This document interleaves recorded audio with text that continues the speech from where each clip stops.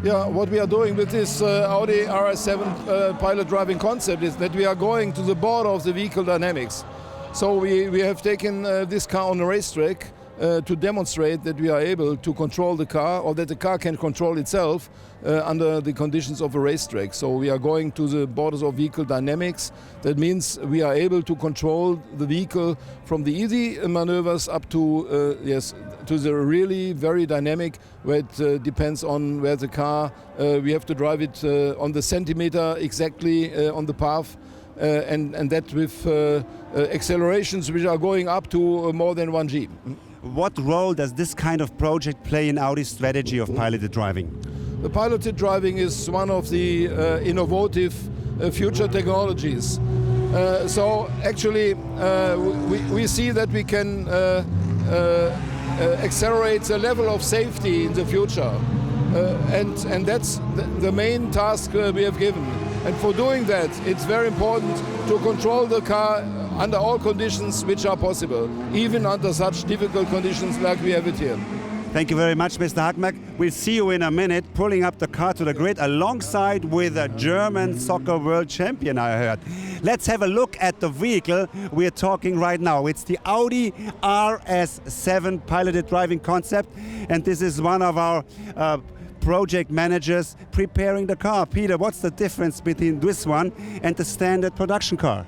Yeah, actually the difference is not so big. It's basically a production car that we equipped with the additional intelligence to perform the race driving task, right? You must see this. This is like Star Trek. Have a look inside the baggage compartment. That's the brain of the car. Right. Let's walk around it and tell us, how does it read the road? It actually has two ways to read the road. One of it is the GPS antenna that we have on the roof. Very precise. Yeah, right, with additional correction data. And the other thing you can see at the front is this stereo camera. So it has also kind of visual perception of the racetrack. And it's nevertheless an RS7. What speed and horsepower are we talking about today? Yeah, it's 560 horsepower, 0 to 60 in around 3.9 seconds, and a top speed of, I think, 230 today. And all this without a driver. Right. Thanks, Peter. Today we're going to see this vehicle shooting down the parabolic straight at race speed, hitting the brakes at the ultimate moment, turning into the hairpin, just like a race car, ladies and gentlemen. Our engineers took a lot of testing until it came to the point right now.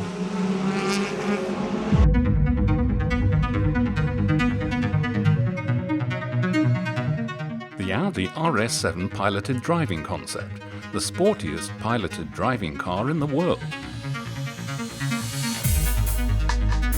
The Audi demonstrates its ability at the DTM season finale at the Hockenheim ring. The world premiere has already been in preparation since the end of September. The project director, Peter Bergmiller. The concept car, AJ, and its twin, Bobby. Bergmiller and his colleagues test the technology and performance on the Hockenheim and Oschersleben racetracks. One of the first senses of achievement during the preparations, the first piloted driving ride on the Hockenheim ring. The car drove very robustly all day long throughout our complete test time that we had on the track, and that was really awesome. Shortly before the DTM finale, Audi gives international journalists, TV teams and bloggers the chance to experience the car live. The final tests for the showcase at the last DTM race.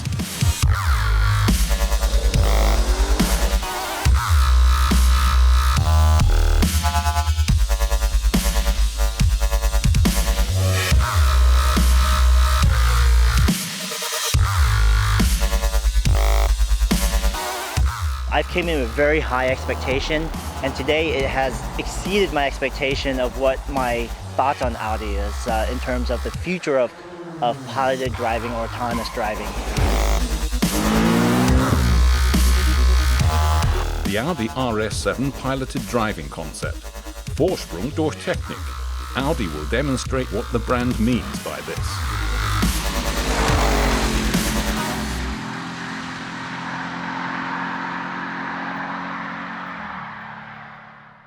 3 minutes minutes to go before the RS7 concept takes to the track. I'm here with Loic Duval, one of our Le Mans winners at Audi, having scored one of our 13 victories at the 24 hours race at Le Mans, and well experienced here at Hockenheim as well.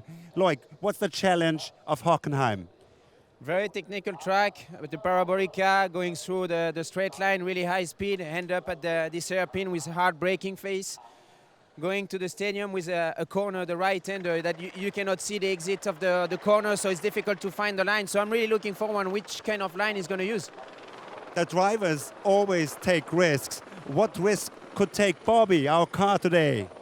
Bobby will take all the risk like us, so he can brake a little bit too late. Or also, you can end up on a racetrack which is dirty. You can have some oil. It can rain at one point. It's always difficult to manage that, and we're going to figure out how Bobby does it. It will go full race speed without a driver. Are you a little bit afraid that you could get rid of in the cockpit soon? Hopefully not. I mean, I hope we can do a good job also as a racing driver, but for sure, this is the future. Thanks, Loic. What an atmosphere today. The DTM cars around, 10,000 of spectators on the grandstand, and it's time to go fully live. We're eager and waiting for Bobby to take a really quick lap. We go to David, our commentator.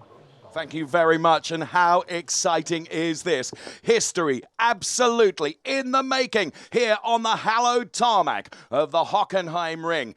As we see the car heading towards the start. Now, effectively, what we're going to see is one lap of the Hockenheim ring from Audi piloted driving and this Bobby car on its way right now. It will go from a standing start. So effectively, it's going to be like a qualifying lap, if you like, because the car won't cross the start-finish line at race speed. But what we are expecting to see is precision. Incredible acceleration, accuracy, brilliant braking, all brought about from the intelligence that is built in to this fantastic car, the Audi RS7 concept.